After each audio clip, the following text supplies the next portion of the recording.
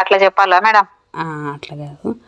Hello my dear friends and masters, welcome back to our channel oneness vegetarianism. నా పేరు స్వప్నేశ్వరి. ముందుగా మనందరి గురువు అయిన డాక్టర్ బ్రహ్మశ్రీ పితామహ పత్రి సారికి నా యొక్క అనంతకోటి ఆత్మ ప్రణామాలు. సత్యలోకవాసులకి, దివ్యలోకవాసులకి, మహాకరణ లోకవాసులకి, నక్షత్ర లోకవాసులకి, ఏంజల్స్కి, మహోదర్ బాబాజీకి, బుద్ధ భగవానుడికి,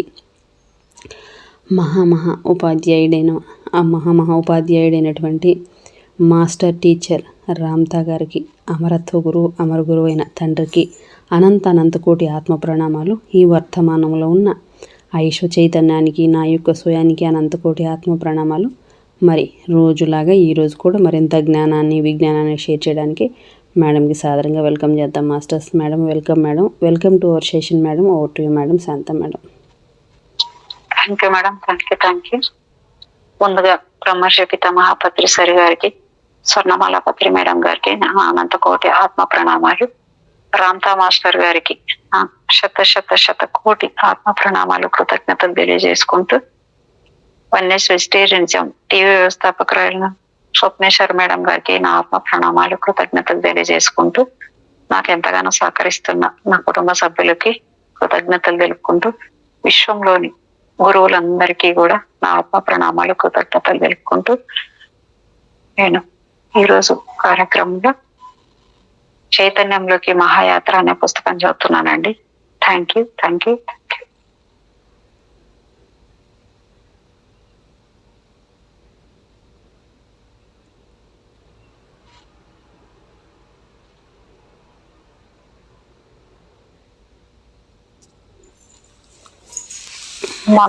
మొన్నటిది ఇప్పుడు 203 పేజీ వరకు చదువుకున్నాము.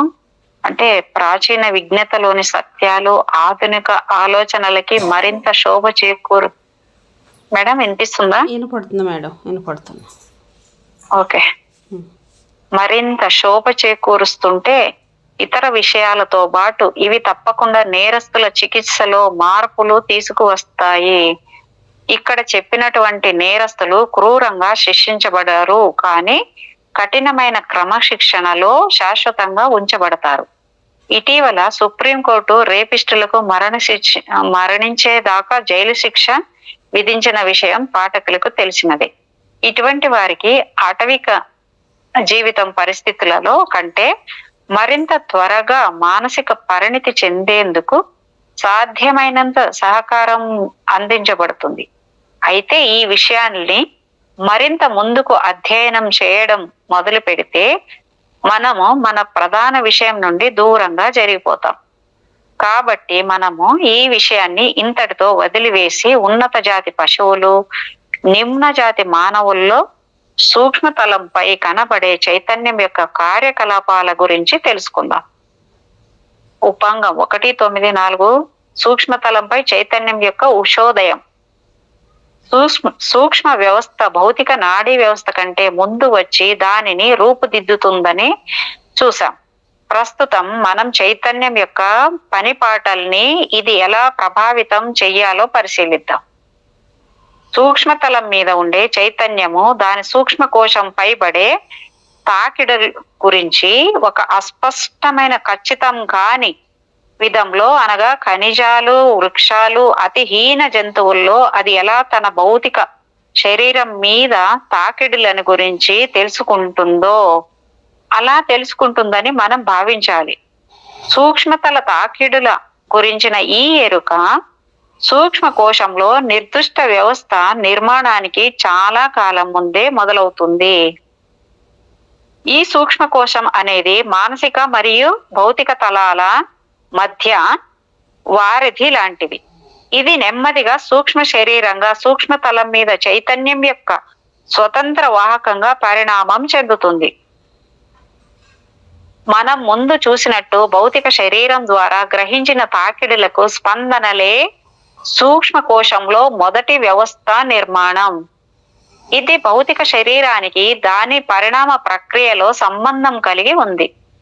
ఈ వ్యవస్థకి సూక్ష్మ తాకిడుల యొక్క గ్రహింపు, సమన్వయం, అర్థం చేసుకోవడంతో నేరుగా ఎటువంటి సంబంధం లేదు.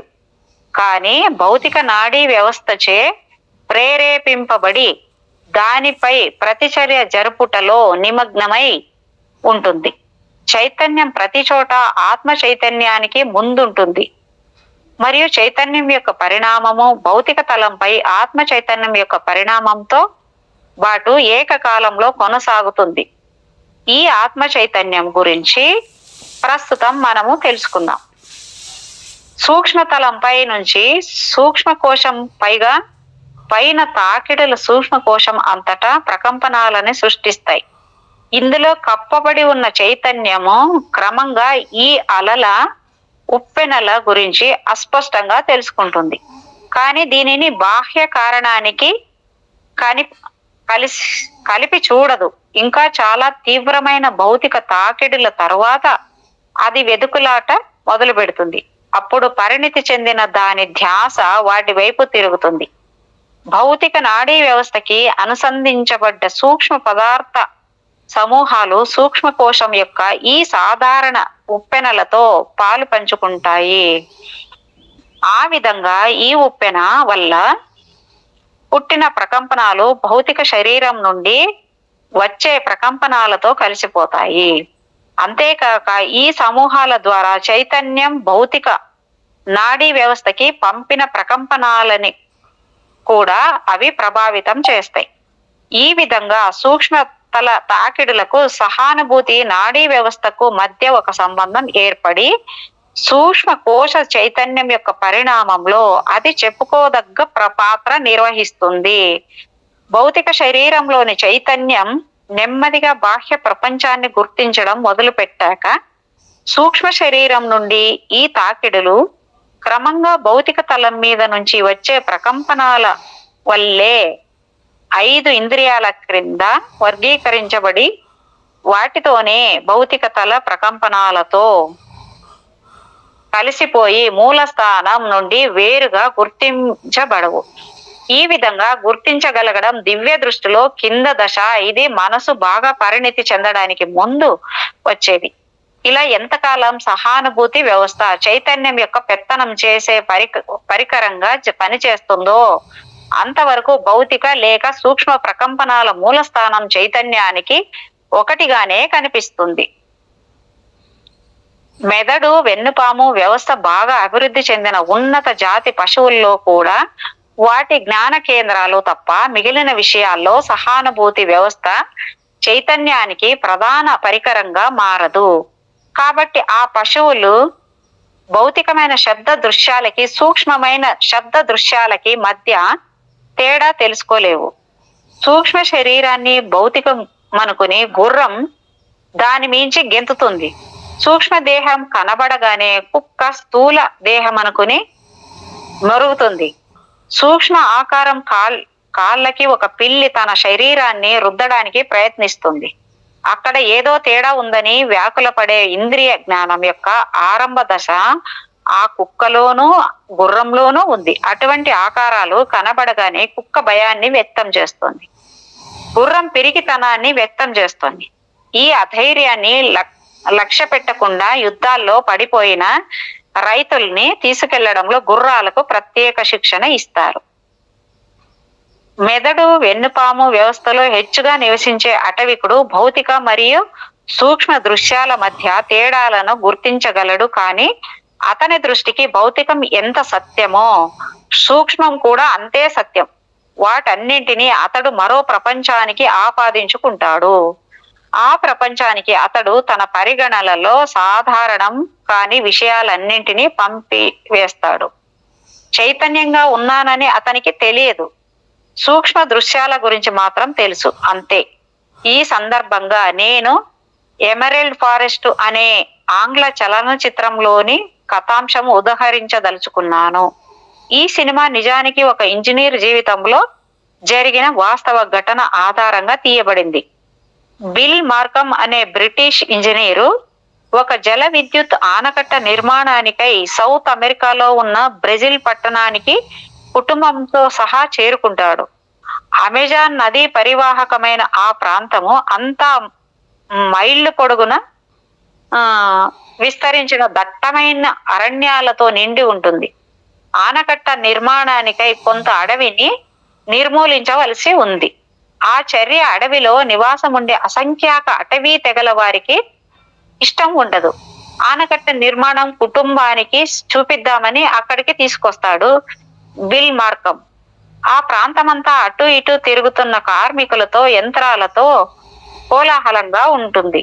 భార్యతో కూర్చొని లాన్ లో టీ తాగుతున్న సమయంలో మార్కం 7 ఏళ్ల కుమారుడు టామీ అనేవాడు ఆడుకుంటూ ఆడుకుంటూ ఆ లాన్ పక్కనే ఉన్న అడవిలోకి వెళ్తాడు. అక్కడ అదృశ్య తెగగా భావించబడే ఒక ఇండియన్ అడవి మనిషి అతన్ని చూసి ముచ్చటపడి చిరునవ్వు నవ్వుతాడు. బయటికి పరిగెత్తుకొచ్చి ఈ విషయం తండ్రికి చెప్తాడు. టామీ బిల్ నవ్వేసి కొడుకుతో సహా ఆ వ్యక్తికి వెతకడానికి అడవిలోకి వెళ్తాడు. నాగరికుల్ని ప్రమాదకర వ్యక్తులుగా పరిగణించే ఆ తెగవారు టామీని చాకచక్యంగా అపహరిస్తారు.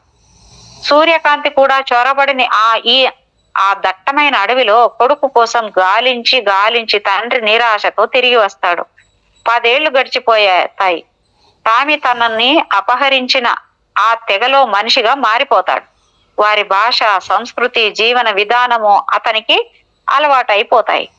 ఈ తెగల్లో ఉండే వ్యక్తులొక్కరికి ఒక్కొక్క ఆత్మ సంబంధిత జంతువు ఉంటుంది. టామీ వివాహం అయ్యాక అతను దివ్య దృష్టితో అన్వేషిస్తే తన లక్ష్యం ఏమిటో ఆ జంతువు చెప్పింది. ఆనకట్ట దిగువన మునిగిపోయిన పవిత్రమైన ఆకుపచ్చని పాకుడు రాళ్ళని అతడు తీసుకురావాలి. ఈ ప్రయత్నంలో అతనిని నరమాంస భక్షకులైన మరొక తెగవారు ఎదిరించవచ్చు. 10 ఏళ్ల కాలంలో చాలా మార్పులు వస్తాయి. కొడుకు కనబడతాడన్న ఆశ వదులుకున్న టామీ తల్లి సాంఘిక సేవికగా మారిపోయి అనాథల్ని, నిర్వాసిత పిల్లలని చేరదీస్తూ ఉంటుంది. కొడుకు కోసం అహర్నిశలు ఆశతో వెతుకుతున్న తండ్రి అడవి తెగల భాషల్ని దాదాపు క్షుణ్ణంగా నేర్చుకుంటాడు. కొడుకు కోసం చేస్తున్న అన్వేషణలో ఒకసారి అతను నరమాంస భక్షకుల కంటపడతాడు. అయితే తన దగ్గరున్న తుపాకీతో వారిని భయపెట్టి పారిపోతాడు. ఈ ప్రయత్నంలో అతడికి తన కొడుకు కనబడతాడు. ఇద్దరు ఒకరినొకరు గుర్తుపడతారు. ఇద్దరు తెగ నాయకుడి దగ్గరికి వెళ్తారు. ఆ రాత్రి తండ్రికి కూడా దివ్య దృష్టి పరీక్ష జరిగి ఇతను సంబంధిత జంతువుగా మారి అడవి దాటి వస్తాడు. తెలివి వచ్చేసరికి తన ఆనకట్ట పక్క స్థలంలో ఉన్నట్టుగా గ్రహించుకుంటాడు. నరమాంస భక్షకులు తుపాకీలు, మద్యం కోసమే అదృశ్య తెగ స్త్రీలని అపహరించి ఆనకట్ట కడుతున్న ప్రదేశంలో వ్యభిచార గృహాలకి అమ్మివేస్తారు. వారిని విడిపించమని అభ్యర్థించడానికై టామీ నగరంలోకి వచ్చి ఒక చెట్టు ఎక్కినట్టుగా 40 అంతస్తుల భవనాన్ని పైపు లైన్ల పట్టుకొని ఎక్కి తన తండ్రి వాటాలోకి వెళ్తాడు. నిలువెత్తు బాల్కనీ అద్దాల వెలుపల నిలుచుని ఉన్న కొడుకుని తల్లి గుర్తుపడుతుంది. తర్వాత తండ్రిని కలిసి విషయం చెప్తాడు టామీ. తండ్రి ఆ స్త్రీలందరినీ విడిపిస్తాడు. ఆనకట్ట పూర్తవుతోంది. అడవులు తరిగిపోతాయి కాబట్టి నాగరిక ప్రపంచంలోకి రమ్మని చెప్తాడు తండ్రి. కాని కొడుకు వినడు. చిన్న చిన్న సర్పాలు పెద్ద సర్పమై ఈ దువ్వెనని మింగేస్తాయని చెప్తాడు. చిన్న చిన్న వాగులు పెద్ద ప్రవాహమై దువ్వెన లాంటి ఆనకట్టని ముంచేస్తాయని అర్థం. అతను చెప్పినట్టుగానే వర్షాలు పడి ఆనకట్ట కొట్టుకుపోతుంది. తండ్రే కొన్ని పేలుడు పదార్థాలని ఆనకట్ట కీలక ప్రదేశాల్లో ఉంచాడంటారు. కొడుకు శాశ్వతంగా అడవిలోకి నిష్క్రమిస్తాడు. అటవికులు సూక్ష్మలోక దృశ్యాలను ఎంత సత్యంగా నమ్ముతారో ఈ కథ ద్వారా తెలుస్తుంది. చూడండి మేడం, ఎంత అద్భుతంగా ఉంది ఇక్కడ. అవును. మెదడు, వెన్నుపాము వ్యవస్థ విస్తారమై భౌతిక తలంపై ముఖ్యమైన పనిముట్టుల తన ప్రత్యేకతని మరింత కల్పించుకున్నప్పుడు చైతన్యం యొక్క ధ్యాస బాహ్య భౌతిక జగత్తుపై మరింతగా విలువరించబడి ఉంటుంది. మరియు సాకార మనస్సుగా దాని క్రియాత్మక అంశం మరింత ఎక్కువగా ప్రాముఖ్యంలోకి తీసుకురాబడుతుంది. బయటి నుంచి మరింత మోటుగా బరువుగా వచ్చే భౌతిక తాకిడుల ప్రవాహంలో సహానుభూతి వ్యవస్థ సేవక స్థాయికి దిగజారి దాని సంజ్ఞలు అంతకంతకు ఉపేక్షించబడతాయి. అందుకే అప్పుడప్పుడు అర్థం కాని భావాల యొక్క అస్పష్ట జ్ఞానము ప్రతి ఒక్కరిలో ఇంకా ఉన్నప్పటికీ సూక్ష్మ చైతన్యం తగ్గుట, తెలివితేటలు పెరుగుట జరిగింది. ఇటీవలి ప్రపంచంలో ప్రజలు చాలా మట్టుకు భౌతిక సుఖాల పట్ల, భౌతికమైన విజయాల పట్ల, ఎదుగుదల పట్ల ఆసక్తి చూపుతున్నారు. డబ్బు, సంపాదన, సౌకర్యాలు ఎక్కువ చేసుకోవడం ఉక్కిరి బిక్కిరయ్యేంతలాగా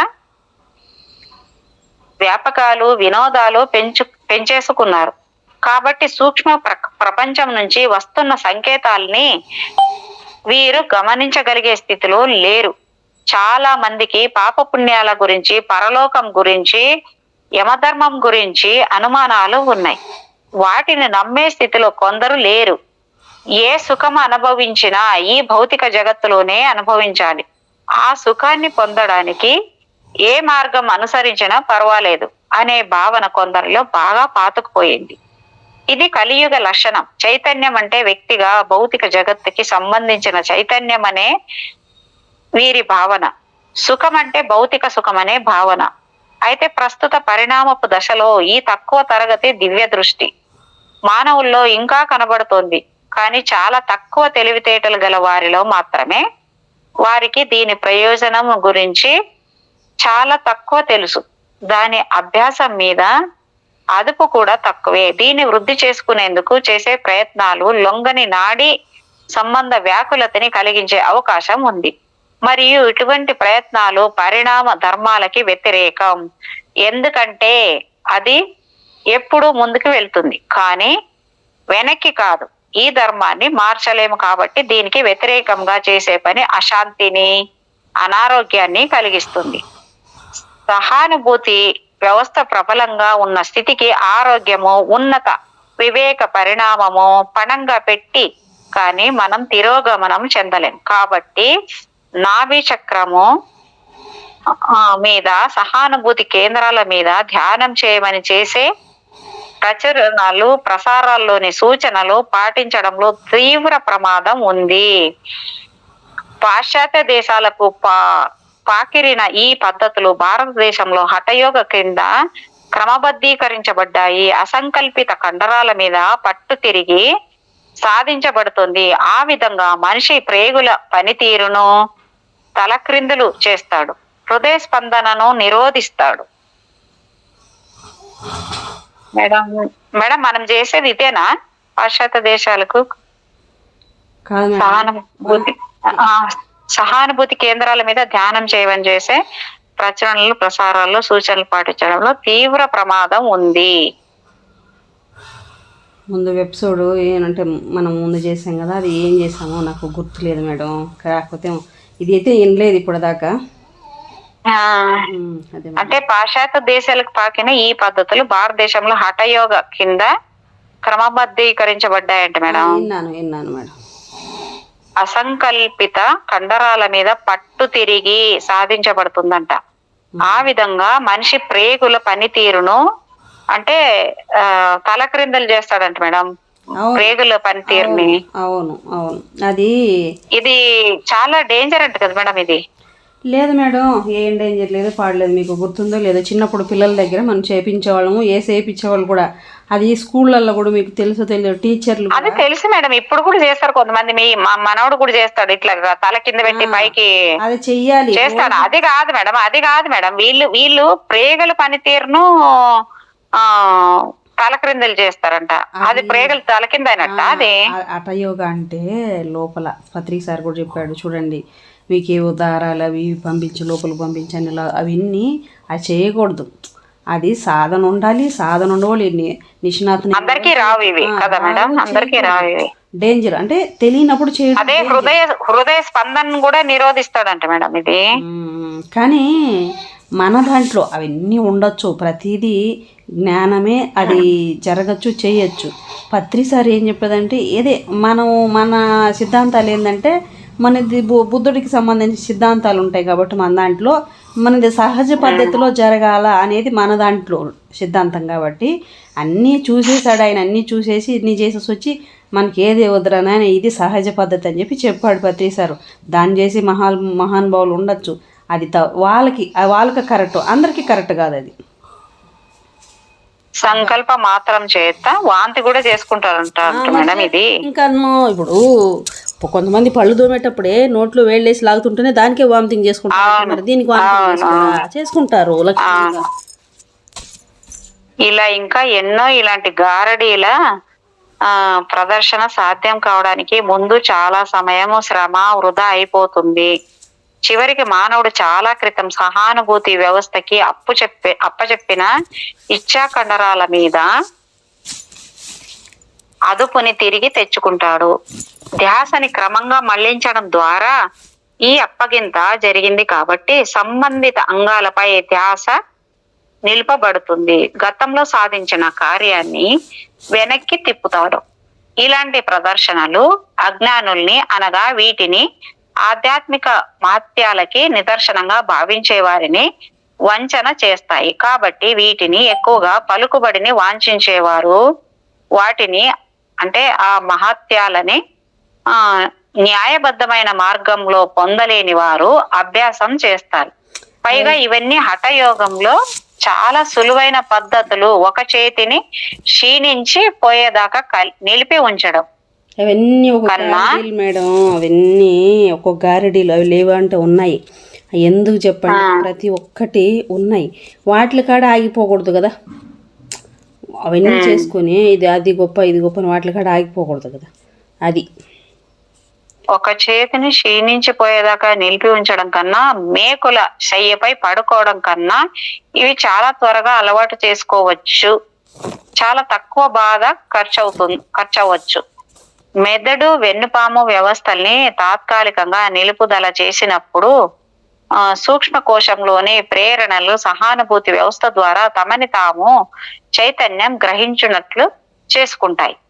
ఆ విధంగా సమాధిలో స్వచ్ఛత, స్వయం ప్రేరితమైన, బాహ్య ప్రేరితమైన స్ఫటికాల్ని, ఇతర తంత్రాల్ని ఉపయోగించి చదివే శక్తి కలుగుతుంది.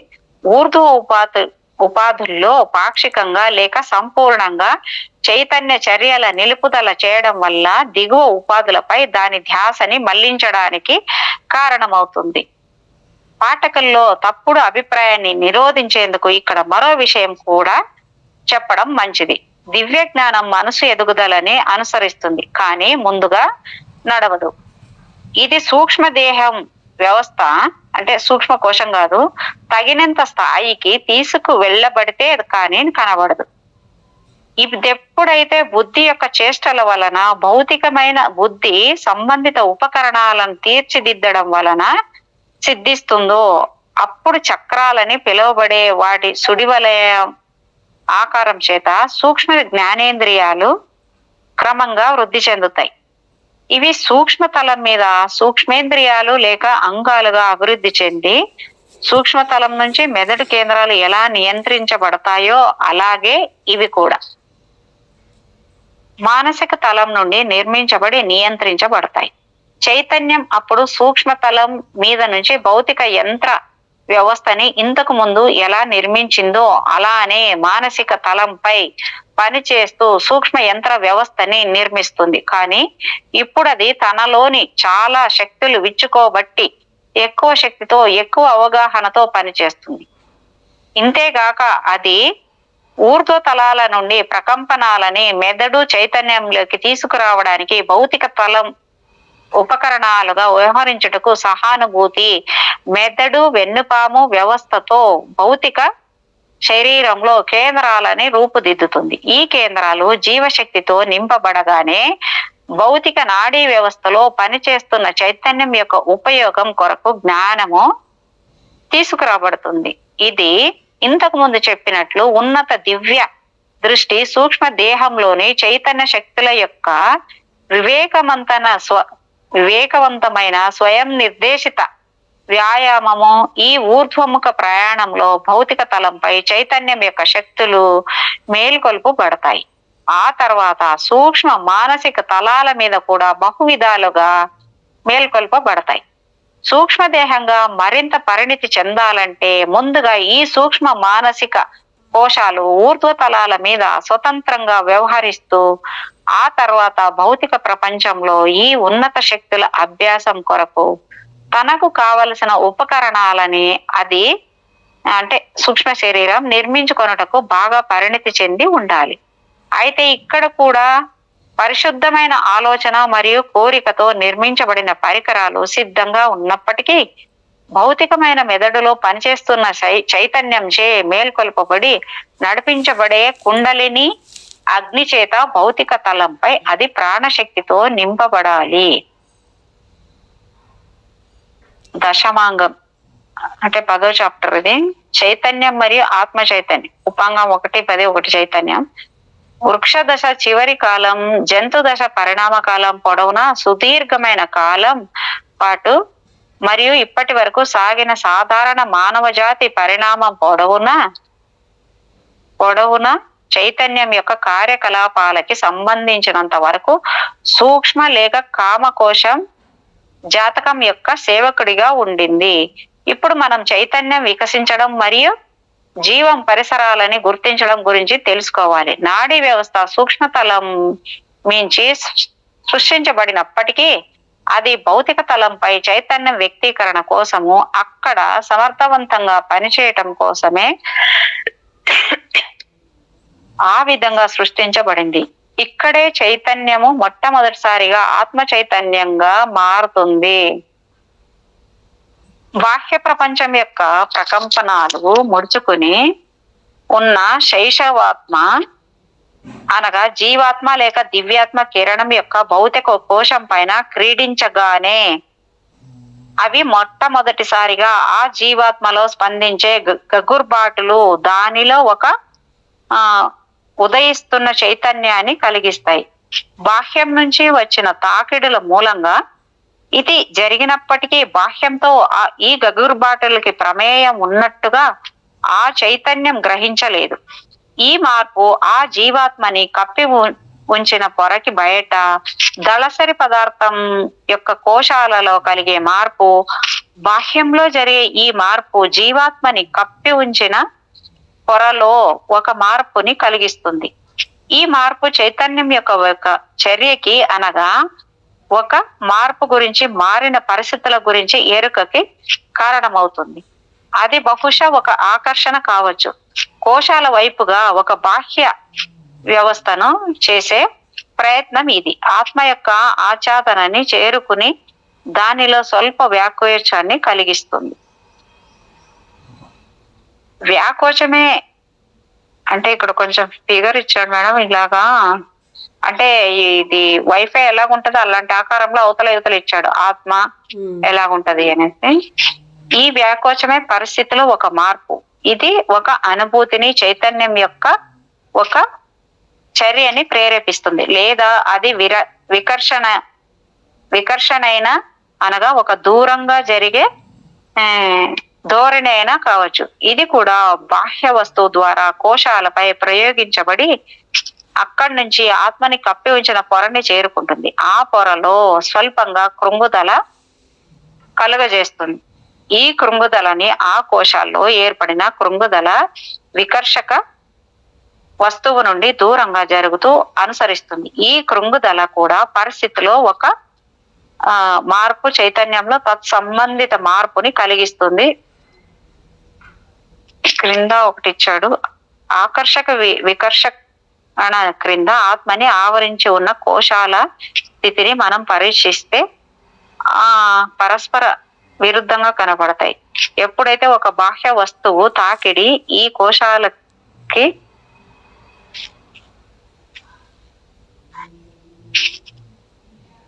ఏదో కొంచెం ప్రింట్ బ్లర్గా వచ్చింది మేడం. ప్రకంపనలని కలుగజేస్తుందో నిత్య నిర్మితమైన పదార్థాలు తమకి తాము దగ్గరగా లేక దూరంగా ఉండే కదలికలుగా ఏర్పడతాయో, జీవాత్మని కప్పి ఉంచిన ఈ పదార్థపు ఏర్పాటు సంపర్కంలోకి వచ్చిన ఆ రెండు వస్తువుల మధ్య జీవశక్తి మార్పిడిని రవాణా చేస్తుంది. మరియు ఆ రెండింటిలోనూ జరిగే ఈ దగ్గర అవడం లేక దూరం అవడం చిక్కదనం యొక్క నిష్పత్తిలోనే ఈ ప్రాణశక్తి మార్పిడి పరిపూర్ణత చెందుతుంది. ఈ మార్పిడిని లేక ఎడబాటులో ఉండే ప్రకృతి కోశాల ద్వారా రెండు వేర్వేరు జీవాల యొక్క ఈ పాక్షిక కలయికనే ఆనందం అంటారు. ఆ జీవాలు ఒకదానిపై మరొకటి పరస్పరం బయలుదేరడమే ఆకర్షణ. ఆకర్షణ ఎంత సంక్లిష్టంగా మారినా ఇక్కడే దాని స్వభావం దాగి ఉంది. అది ఒక అభివృద్ధి చెందిన వికసించిన జీవం తాలూకా గొప్పతనం అనే ఒక జ్ఞానం. జీవం ఎంత వికసించి ఉంటే ఈ గొప్పతనం అనుభవించడంలోని ఆనందం అంత ఎక్కువగా ఉంటుంది. ఇతర జీవితాల్లోకి వ్యాపించి ఆ జీవుల పరస్పరం కలవడం ద్వారా ఈ గొప్పతనాన్ని ప్రస్తావించుకొని దాన్ని అనుభవించడంలోని ఆనందాన్ని అంత ఎక్కువగా పొందుతారు. లయబద్ధమైన ప్రకంపనాలు, వాటికి సంబంధించిన పల్చదనం అంటే దూరంగా ఉండడం, చిక్కదనం దగ్గరగా ఉండడం జీవశక్తి యొక్క ఈ మార్పిడిని సాధ్యం చేస్తుంది. కాబట్టి అన్యోన్యమైన ప్రకంపనాలు ఆనందకరం అని చెప్పడంలో సత్యం ఉంది. దీనికి విరుద్ధంగా ఒక బాహ్య వస్తువు యొక్క తాకిడికి గురైన వస్తువు యొక్క కోశాల్లో అల్లరి పెట్టే లేక వికసించే ప్రకంపనాల్ని సృష్టిస్తే, అనగా పదార్థాలు తమని తాము అస్తవ్యస్తంగా అమర్చుకుని వ్యతిరేక దిశల్లో కదులుతూ ఒకదానితో ఒకటి ఢీకొంటూ ఉంటే అందులోని జీవము దాని సాధారణ బహిర్ముఖ ప్రవాహ కిరణాలు ఖండించబడగా ఇంకా తన వైపే తిరోన్ముఖమవుతుండగా ఒంటరిగా లోపల బంధించబడి ఉంటుంది. సాధారణ చర్యకు కలిగే ఈ అవరోధాల్ని లోపలికి నెట్టే శక్తితో ఎక్కువయ్యేదాన్ని బాధ అంటారు. ఈ లోపలికి నెట్టే ప్రక్రియని వికర్షణ అంటారు. ఇక్కడ కూడా జీవం ఎంత వికసించి ఉంటే దాని సాధారణ చర్యని బలాత్కారంగా వ్యతిరేక దిశకి తిప్పుటలో అంత ఎక్కువ బాధని, ఈ తిరోగమనాన్ని అనుసరించే నిరాశాభావాన్ని అనుభవిస్తుంది. అందుకే మళ్ళీ ప్రతికూల ప్రకంపనాలు బాధాకరం అంటారు. ఈ సత్యం అన్ని కోశాలకి వర్తిస్తుంది. అయితే తర్వాతి కాలంలో సంతోషకరం, బాధాకరం అని పిలువబడే వివిధ అనుభూతుల్ని పొందేదానిగా సూక్ష్మకోశం ప్రత్యేకతను పొందుతుంది. పరిణామ క్రమంలో ఎల్లప్పుడూ ఒక సాధారణ జీవకార్యం ఈ విధంగా ప్రత్యేకతను పొందుతుంది. ఒక ప్రత్యేక అవయవం ఈ పనికై సాధారణంగా ఉపయోగపడుతుంది. సూక్ష్మ శరీరం కోరికల బండి కాబట్టి సుఖ దుఃఖాల పట్ల దాని ప్రత్యేక మొగ్గుదల అవసరంగా కనిపిస్తోంది. మళ్ళీ మనం ఈ కోశాల స్థితులని వదిలి నేరుగా చైతన్యపు అంకురానికి తిరిగి వద్దాం. ఇక్కడ మనం గమనించేదేమిటంటే బాహ్య వస్తువు అనే గ్రహింపు ఇంకా లేదు. చైతన్యానికి ఇంకా బాహ్య లేక అంతర వస్తువు లేక కర్త అనే వాటి గురించి ఏమీ తెలియదు. ఆ దైవాంకురం ఇప్పుడిప్పుడే చైతన్యవంతం అవుతుంది. పరిస్థితుల్లో వచ్చిన ఈ మార్పుతో అది చైతన్యవంతంగా మారుతుంది. అనగా కోశాల్లో ఈ కదలిక, ఈ వ్యాకోచ సంకోచాల వలన, ఎందుకంటే మార్పు వలనే చైతన్యం ఉంటుంది. ఆ విధంగా చూస్తే ఇక్కడ విడిపోయిన దైవ బీజమే దైవ బీజమే చైతన్యం యొక్క పుట్టుక. అది మార్పు వలన, కదలిక వలన పుట్టింది. అతడిలో చైతన్యం వచ్చింది, అతడిలో కదలిక వచ్చింది, అతడిలో మార్పు వచ్చింది. ఇలాంటి పదాలు మనము తరచూ వాడుతుంటాం. ఎక్కడ ఎప్పుడు ఈ మొట్టమొదటి మార్పు సంభవిస్తుందో అక్కడ ఆ విడివడ్డ అంకురం కొరకు చైతన్యం పుడుతుంది. ఈ అంకురం తర్వాత లోకంలోకి ప్రయాణిస్తున్నప్పుడు ఆయా లోకాల్లోని పదార్థంతో ప్రకృతితో వస్త్రధారణ, ఉపాధుల నిర్మాణము వస్త్రధారణ జరగడమే ఈ అంకురంలో కలిగే మొదటి అస్పష్ట మార్పులకి, అనగా చైతన్యం పుట్టుకకి కారణమవుతుంది. ఈ మార్పులు మరింత నిర్దిష్టంగా మారడానికి బాహ్యం నుండి వచ్చే నిరంతర తాకిడిల చేత, అంతరంగం నుండి నిరంతరం బయలుదేరే ప్రతిస్పందన గగుర్పాటుల చేత ఉపాధులు మరింత నిర్దిష్టంగా మారడానికి ఎన్ని యుగాలు పడుతుందో మనం చెప్పలేం. ఈ దశలో చైతన్యం యొక్క స్థితిని కేవలము అనుభూతిగా వర్ణించగలం. అనుభూతి నెమ్మది నెమ్మదిగా స్పష్టమై రెండు దశలను అనగా సుఖ దుఃఖాలను వ్యాకోచంతో సుఖం సంకోచంతో దుఃఖం తెచ్చిపెట్టుకుంటుంది. మరో గమనించాల్సిన విషయం ఏమిటంటే చైతన్యం యొక్క ఈ ప్రాథమిక దశ ఆ మూడు ప్రముఖ అంశాలైన సంకల్పము, జ్ఞానము, చర్యలని అణుమాత్రం కూడా వ్యక్తీకరించదు. ఇవి వ్యక్తం అవడానికి ముందు అనుభూతి మాత్రమే కలుగుతుంది. ఈ అనుభూతి పరిణామపు తర్వాతి దశలో ఎక్కువగా సంకల్పం, కోరిక అంశంతో కలిసి కనబడి దాదాపు అదే అన్నట్లుగా గుర్తించబడినప్పటికీ ప్రస్తుతానికి అది మొత్తం చైతన్యానికి చెంది ఉంది. అనేకంగా అంటే అనుభూతులుగా అది సంకల్పం, కోరిక అంశాలకే నిజానికి చెందుతుంది. ఎందుకంటే చైతన్యంలో వ్యత్యాసంగా మొట్టమొదటిసారి ఉదయించేది అదే సంకల్పం, కోరిక. సుఖ దుఃఖాల దశలు చైతన్యంలో నిర్దిష్టంగా పాతుకున్నప్పుడు అవి మూడు అంశాలకి కారణమవుతాయి. ఒకటి, సుఖం అనేది కనుమరుగవగానే చైతన్యంలో ఆ ఆకర్షణ తాలూకా కొనసాగింపు అనగా ఒక జ్ఞాపకం ఉంటుంది. ఇది దాని వెనక ఒక మసగ్గా వెదుకలాట క్రింద అదృశ్యమవుతున్న ఆ అనుభూతి వెంట అస్పష్ట అనుసరణ, దాన్ని నిలిపి ఉంచాలనే ప్రయత్నము అన్ని నిర్దిష్టంగా చెప్పలేము గాని ఒక కదలిక కింద మారుతుంది. రెండు, అలాగే ఒక బాధ అవగానే చైతన్యంలో వికర్షణ కొనసాగింపు అనగా మళ్ళీ జ్ఞాపకమే ఉంటుంది. ఇది కూడా ఆ అనుభూతిని దూరంగా నెట్టివేయడానికి ఒక అస్పష్ట కదలికగా మారుతుంది. ఈ రెండు స్థితిలో మూడు అంశాలకి జన్మనిస్తాయి. అంటే గతించిన కాలంలోని సుఖ దుఃఖాల జ్ఞాపకాలు, ఇవి ఆలోచన అనే అంశం పుట్టుకను సూచిస్తాయి. రెండోది, సంతోషాన్ని తిరిగి అనుభవించాలని, బాధని వదిలించుకోవాలనే ఆశ, ఇది కోరిక అనే అంశం పుట్టుకను సూచిస్తుంది. మూడోది, పైన చెప్పినవి ఒక కదలికని ప్రేరేపిస్తాయి. ఇది చర్య అనే అంశం పుట్టుకను సూచిస్తుంది. తన అనుభూతి అనే ప్రప్రథమ ఏకాంతం నుండి ఆ విధంగా చైతన్యం మూడు అంశాలుగా విభజించబడి సూక్ష్మ జగత్తులో అంతరిక్ష ప్రక్రియని అనగా ఒక ఉనికి నుంచి మూడు దైవాలు అంటే త్రిమూర్తులు ఎలా ఉద్భవించాయో అలా పునరావృతమవుతుంది. ఋషులు చెప్పే సూక్తి ఇక్కడ ఎప్పటిలాగే విపులీకరించబడింది. పైన ఎలాగో దిగువన అలాగా. ఉపాంగ 1:12 ఆత్మచేతన్. ఇలా మొలకెత్తిన కోరిక సుఖం కోసం వెంపర్లాడుతుంది. అయితే సుఖాన్నిచ్చే వస్తువు వెనుక మాత్రం కాదు. ఎందుకంటే చైతన్యం ఇంకా తన స్వంత రాజ్యానికే పరిమితమై ఉంది. అది దానిలోనే చైతన్యం, దానిలో జరిగే మార్పులకే చైతన్యం. అది తన ధ్యాసని బహిర్ముఖంగా తిప్పలేదు. బయటి ప్రపంచం ఒకటి ఉందనే చైతన్యము ఇంకా దానికి లేదు. ఈలోగా దానికి తెలియని ఆ బయటని దాని ఉపాధుల్ని నిరంతరంగా బాధుతున్నాయి. అత్యంత తీవ్రంగా దాని భౌతిక ఉపాధిని అనగా బయట నుంచి సులువుగా, లోపలి నుంచి అత్యంత కష్టంగా ప్రభావితమయ్యే ఉపాధిని బాధుతున్నాయి.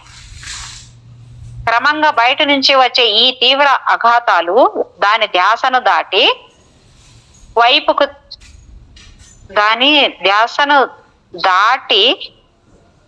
వైపు తిప్పుకుంటాయి.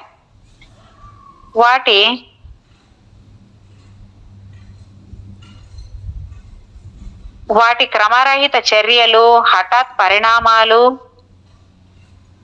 ఎడతెగని దౌర్జన్యాలు, దాని మెల్లని వెదుకులాట, కదలికకి పొంతన లేని వాటి వైఖరి, వాటి హఠాత్ సాక్షాత్కారాలు, అంతర్ధానాలు అంటే దృశ్యాదృశ్య చేష్టలు, ఇవన్నీ క్రమత్వం, నిర్విరామత్వం పట్ల దానికి గల మందకుడి జ్ఞానము, ఉన్న చోటునే ఉండడము, ఇంకా తనది కాని అంతర్భాగంలో పడి లేచే మెల్లని మార్పులకు వ్యతిరేకం.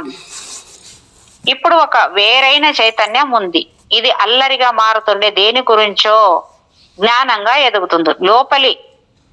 లోపలి అంటే తనది, బయటది తనది కానిది. లేక ఇంకా ఖచ్చితంగా చెప్పాలంటే బయటికి సంబంధించినది తనకి సంబంధించినది, లోపలికి సంబంధించినది తనకి సంబంధించిన జ్ఞానంగా పెరుగుతుంది.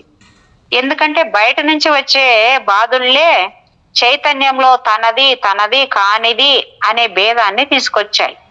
కాబట్టి తనది కానిది అంటే నాది కానిది ముందు వస్తుంది, త్రుటిలో అయినా సరే. ఎందుకంటే దాని గుర్తింపే తనది నాది అనే భావాన్ని సంభవము అనివార్యము చేస్తుంది. అక్కడ ఇంకేమీ లేనంత కాలం నాది గురించి మనం మాట్లాడలేం. అదే అన్ని కాబట్టి, కానీ నాది కానిది చైతన్యం మీద బల ప్రయోగం చేస్తే నాది అనేది అనివార్యమైన వ్యతిరేక శక్తిగా పైకి లేస్తుంది. నాది కానిది అనే ఇంద్రియ జ్ఞానం అనంతమైన చైతన్యానికి, అనిత్యమైన కోలాహలానికి మధ్య సంపర్క బిందువుల మధ్య ఆవశ్యకంగా ఉదయిస్తుంది. అది కూడా దాని భౌతిక కోశంలో, భౌతిక శరీరంలో ఇక్కడే ఇతరుల యొక్క ఎరుక నెమ్మదిగా స్థిరమవుతుంది. ఈ ఇతరుల యొక్క ఏర్పాటుతో వారికి వ్యతిరేకంగా నేను అనే ఏర్పాటు కూడా వస్తుంది. అతడు కేవలం మార్పుల పట్ల చైతన్యం అవడానికి బదులు బయటి విషయాల పట్ల చైతన్యం అవుతాడు. అప్పుడు అతనికి ఆ మార్పులు తనలోనే అని, ఆ విషయాలు తన బయటవని తెలుస్తుంది. ఆ విధంగా ఆత్మ చైతన్యం పుడుతుంది. ఈ విధంగా వస్తువుల్ని తెలుసుకోవడం చాలా క్లిష్టమైనది. వస్తువులు శరీరాన్ని వివిధ రకాలుగా తాకుతాయని, శరీరం వాటి ప్రకంపనలని, అలాంటి ప్రకంపనల్ని గ్రహించడానికి ప్రత్యేకించబడిన భాగాల ద్వారా గ్రహిస్తుందని జ్ఞాపకం పెట్టుకోవాలి. కన్ను, చెవి, చర్మము, నాలుక, ముక్కు అనేవి ప్రకంపన తరంగాలని గ్రహిస్తాయి. ఆ ప్రభావితమైన అవయవాల్లో కొన్ని కణాలు ప్రతిస్పందనలో అదే విధంగా ప్రకంపిస్తాయి. ఇలా ఏర్పడ్డ తరంగాలు మెదడులోని జ్ఞాన కేంద్రాలకు, అక్కడ నుంచి సూక్ష్మ కోశంలో ఉన్న జ్ఞానేంద్రియాలకి వెళతాయి. అక్కడ తృతీయ అంగంలో చెప్పినట్టుగా చైతన్యంలో మార్పులు సంభవిస్తాయి. అవి అక్కడ నుంచి ఈ మార్పులుగా, అనగా రంగు, ఆకృతి, శబ్దం, రూపం, రుచి, వాసన మొదలైన వాటి అనుభూతులుగా, అంటే ఇంద్రియ జ్ఞానాలుగా మానసిక కోశంలో పనిచేస్తున్న చైతన్యానికి పంపబడి, అక్కడ ఇవన్నీ ఒక ఏకైక చిత్రంగా, ఒక వస్తువు యొక్క ఏకైక భావంగా కలపబడతాయి. ఈ వివిధ జ్ఞానాలన్నింటినీ ఒకటిగా సమ్మేళనం చేయడం మనసు యొక్క ప్రత్యేకత. అందుకే భారతీయ మనస్తత్వ శాస్త్రంలో మనస్సుని తరచూ 6వ జ్ఞానేంద్రియం అని పిలుస్తారు. జ్ఞానేంద్రియాల్లో 6వది అయిన మనస్సుని, మనస్సుకు సంబంధించి 5 కర్మేంద్రియాలని మనం పరిశీలించినప్పుడు ఒక వ్యతిరేక ప్రక్రియ సాగుతున్నట్టుగా మనకి కనపడుతుంది. మనస్సు ఒక చర్యని మొత్తంగా దృశ్యకరిస్తుంది. ఆ విధంగా సంబంధిత ప్రకంపనాల సమూహాన్ని మనోకోశంలోకి తీసుకువస్తుంది. ఈ ప్రకంపనాలు సూక్ష్మ కోశంలోని కర్మేంద్రియాల్లో పునరుత్పత్తి చేయబడతాయి. అవి దానిని విడగొట్టి సంబంధిత భాగాలుగా విశ్లేషిస్తాయి. ఇవి కర్మేంద్రియ కేంద్రాల పదార్థంలో ప్రకంపనాలుగా అనుసరించబడతాయి. ఇవి తిరిగి మెదడులో కర్మేంద్రియ కేంద్రాల ప్రత్యేక తరంగాలుగా పునరావృతం అవుతాయి. మెదడులోని ఈ కర్మేంద్రియ కేంద్రాలు ఈ తరంగాలని నాడీ వ్యవస్థ ద్వారా వివిధ కండరాలకి చర్యని సృష్టించడానికి సహకరించేందుకు వీలుగా పంపిణీ చేస్తాయి. ఈ ద్వంద్వ సంబంధ కోణంలో చూస్తే మనస్సు 11వ ఇంద్రియం అనవచ్చు. 10 ఇంద్రియాలు మరియు అది ఒకటి. మేడం ఏదో సౌండ్ వస్తుంది. ఏం రాలేదు మేడం. అవునా, నాకేదో సౌండ్లు వినిపిస్తున్నాయి. మరి నేను మూత తీసాను, ఆ సౌండ్ వినపంటారు మీకు. ఇంకేం సౌండ్ రాలేదు. ఏదో సౌండ్ పొద్దుమలు ఏదో పడేసినట్టు ఏదో పడుతుంది అన్నట్టే వస్తుంది మేడం. అప్పటి నుంచినా? చాలాసేపు నుంచి వస్తుంది. అప్పటి నుంచి వస్తుందంటే ఆ పక్కన వాళ్ళు ఆ ఇంటి దగ్గర ఏదో వర్క్, అది కొంచెం సౌండ్ ఏదో చేస్తున్నారు, డ్రిల్లింగ్ ఏదో మరి అది. ఓకే. పక్కన ఇంటి పని అంతా జరుగుతుంటది కదా, అక్కడే. నాకు ఇక్కడ మీకు ఆడియోలో ఏమన్నా వస్తుందేమో సౌండ్ అనుకుంటున్నా, రాదు కదా? ఓకే. చైతన్యం ఆత్మ చైతన్యంగా మారడంతో పాటు ఒక మార్పుని గుర్తించడం జరుగుతుంది. అది తర్వాతి కాలంలో బాగా పరిణితి చెందిన చైతన్యంలో విషయాత్మక లేక వాస్తవమైన సాధారణ పాశ్చాత్య భావనలో ఈ పదానికి ఉండే అర్థం దానికి స్వకీయమైన లేక అవాస్తవమైన లేక ఊహాపరమైన దానికి మధ్య తేడాని గుర్తించడం జరుగుతుంది. ఒక జెల్లీ చేపకి, సముద్ర గర్భంలో పెరిగే మొక్కకి, జల సర్పానికి వాటి ఉపరితలాన్ని లేదా వాటి రోమాల్ని తాకే కెరటాలు, అలలు, సూర్యకాంతి, పెనుగాలి, ఆహారం, ఇసుక ఇవన్నీ యథార్థం కాదు. ఇవన్నీ చైతన్యంలోని మార్పుల కింద నమోదు చేయబడతాయి. నిజానికి మానవ శిశువు శరీరానికి కూడా అవి అంతే. ఇక్కడ నమోదు చేయడం అంటే గుర్తించడం కాదు. ఎందుకంటే పరిణామపు ప్రారంభ దశల్లో మనసులో గమనించడం, విశ్లేషణ, అభిప్రాయం ఉండవు. ఈ జీవులు ఇతరుల గురించి, తమ గురించి ఇంకా తగినంత చైతన్యవంతం కాలేదు. తమ గురించి చైతన్యవంతం అవడానికి ఇతరుల గురించి తగినంత స్థాయిలో చైతన్యవంతం కాలేదు. అస్పష్టమైన చైతన్యపు పరిధిలో సంభవించే మార్పులను మాత్రమే ఇవి అనుభవిస్తాయి. చైతన్యం బయటి ప్రపంచం నుంచి వేరుపడుతున్న కొద్దీ అది బయటి ప్రపంచం ఒక వాస్తవంగా పెరుగుతుంది. చైతన్యం తన ప్రత్యేకతని గుర్తిస్తుంది. ఒక అస్పష్టమైన ఉన్నాను అనే స్థితి నుండి నిర్దిష్టమైన నేను ఉన్నాను అనే దాని కింద మారుతుంది. నేను అనబడి ఈ ఆత్మ చైతన్యము తనని గుర్తించుకోవడం, తన ప్రత్యేకతని గుర్తించుకోవడంలో క్రమంగా స్పష్టత సంపాదించుకోవడం జరుగుతుండగా తనలో కలిగే మార్పులకి, వివిధ బాహ్య వస్తువుల తాకిడులకి మధ్య తేడాని గుర్తించి తర్వాతి మెట్టుగా తనలో కలిగిన ఈ మార్పులకి, బయట నుంచే వచ్చే తాకిడలకి మధ్య సంబంధం అన్వయించబడుతుంది. ఇప్పుడు ఆనందం కోసం కలిగే కోరిక ఆనందాన్ని ఇచ్చే వస్తువుల వల్ల నిర్దిష్టమైన కోరికగా వాటిని ఎలా పొందాలనే ఆలోచనలు వెంబడించగా వృద్ధి చెందుతుంది. ఇవన్నీ కలిపి అవి కనపడగానే వాటి వెంట పడే ప్రయత్నాలకి, అవి కనుమరుగవగానే వాటికే వెదుకులాటకి, దీని పర్యవసానంగా కదలికకు, వెంబడించుటకు, చేజిక్కించుకొనుటకు అనుకూలమైన శరీరంగా బాహ్య ఉపాధి నెమ్మదిగా పరిణితి చెందుతుంది.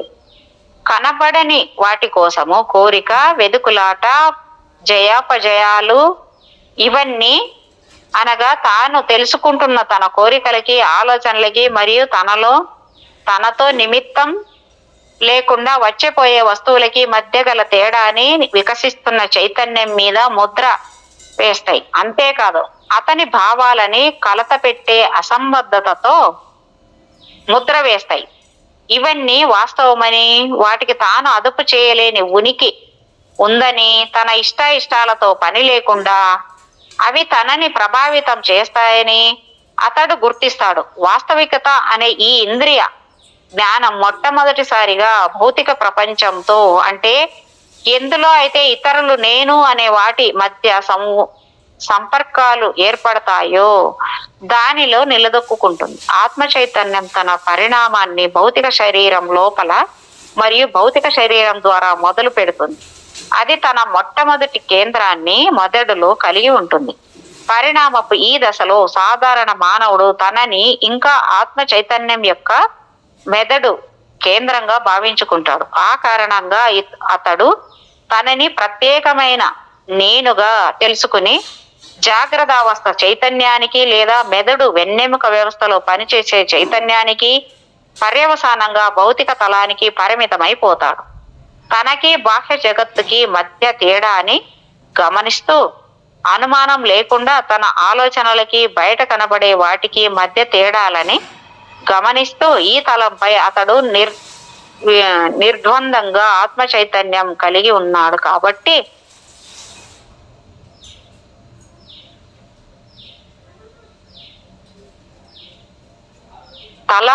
ఈ తలంపై మాత్రమే బాహ్య వస్తువులు అతనికి వాస్తవ విషయాత్మకం తన నుండి వేరుగా ఉండేవి.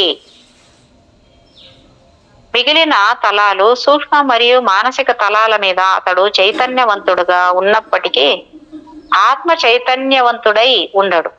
అతడు తనలోని మార్పులను గమనించగలడు, కానీ తనచే ప్రారంభించబడిన మార్పులకి అతని సూక్ష్మ మనోతలాలపై బాహ్యం నుండి తనది కానిది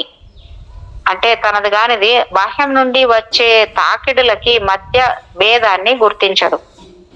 అతనికి అవన్నీ తనలో జరిగే ఒకే తరహా మార్పులు కాబట్టి భౌతికాతీత అంటే ఆది భౌతికత తలాలపై ఆత్మ చైతన్యం నిర్దిష్టంగా స్థిరపడిన తలాలపై సంభవించే చైతన్యం యొక్క ఘటన ప్రపంచాన్ని సాధారణ సగటు మనిషి జెల్లీ చేపలాగా అవాస్తవంగా ఆత్మగతమైన వాటిగా తన అంతరంగంలోని వాటిగా భావిస్తాడు. అతడు వేదాంతి అయి ఉంటే భౌతిక తలం మీద ఘటనలుగానే భావిస్తాడు. అతడు సూక్ష్మ మనోతలాల అద్భుతాలని తన ఊహ ఫలితంగా భావిస్తాడు. అంటే తను స్వయంగా సృష్టించుకున్న రూపాలే కాని బాహ్య ప్రపంచాల నుండి సూక్ష్మ మనో ఉపాధులపై పడిన తాకిడుల ఫలితాలని భావించడు. ఇవి సూక్ష్మమే కాని బాహ్య భౌతిక ప్రపంచం ఎంత వాస్తవమో విషయాత్మకమో అంతే వాస్తవం విషయాత్మకం. అంటే అతడు ఈ తలం మీద ఆత్మ సాక్షాత్కారానికి చేరుకుందుకి తగినంతగా పరిణామం చెందలేదు. ఆ విధంగా అక్కడ బాహ్య ప్రపంచాల్ని నిష్పక్షపాతంగా చూసే సామర్థ్యాన్ని పొందలేదు. అక్కడ అతడు తనలో మార్పులకి చైతన్యంలోని మార్పులకి మాత్రమే చైతన్యవంతంగా ఉన్నారు. పర్యవసానంగా బాహ్య జగత్తు అతనికి కేవలం తన సొంత కోరికలు ఆలోచనలు యొక్క ప్రదర్శన మాత్రమే. నిజానికి అతడు సూక్ష్మ మనోతలాలపై ఒక శిశువు మాత్రమే.